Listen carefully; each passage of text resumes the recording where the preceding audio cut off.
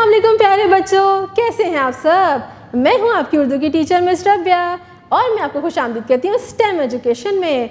तो प्यारे बच्चों, आपको पता है ना कि आजकल हम क्या सीख रहे हैं, हरूफ़े तहज्जी।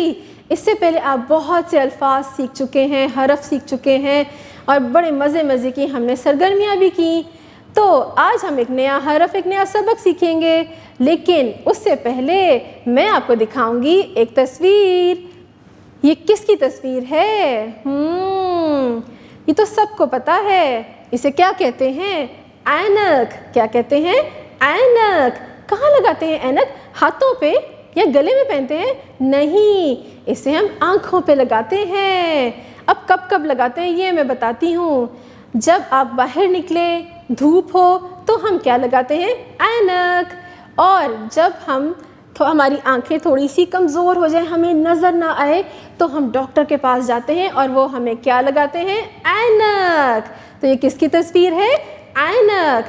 अब जब मैं ये बोल रही हूँ ऐनक, तो किसकी आवाज़ आ रही है? अ।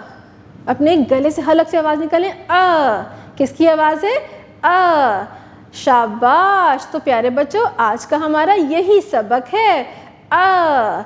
अब मैं आपको बताऊंगी कि अ दिखता कैसा है। ये देखिए, इसे क्या कहते हैं? आइन। क्या कहते हैं? आइन। क्या कहते हैं? आइन। शाबाश। और इसकी क्या आवाज़ है? अ। क्या है? अ। वेरी गुड, शाबाश। अब हम पढ़ेंगे कि आइन अ से और क्या क्या बनता है। तो इसके लिए क्या करना होगा? आपको उर्दू का कायदा खोलना होगा। तो प्यारे बच्चों, ये देखिए आपके उर्दू की कायदे में ये किसकी तस्वीर है?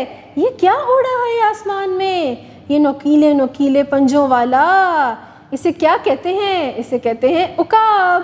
क्या कहते हैं?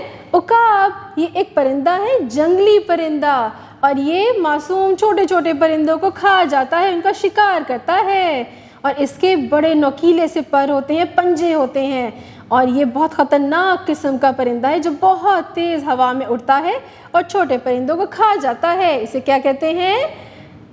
उकाब। उकाब। शाबाश। और ये देखिए उकाब के इर्द गिर्द क्या है? ये है अमारत।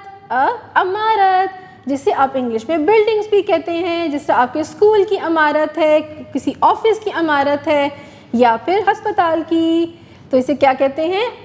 अमारत। आप देखते हैं ना सड़कों पे इतनी बड़ी बड़ी लंबी लंबी सी इमारत, इसे क्या कहते हैं? अमारत। तो आज का हमने क्या सबक पढ़ा? आइन। आइन उकाब, आइन अमारत। शाबाश। प्यारे बच्चों, अब मैं आपको बताती हूँ कि आइन अ को लिखते कैसे हैं। तो चले शुरू करते हैं। ऊपर से एक हुक बनाए, नीचे मोटा पेड़ बनाए, तो क्या बना? आइन अ। आइन अ।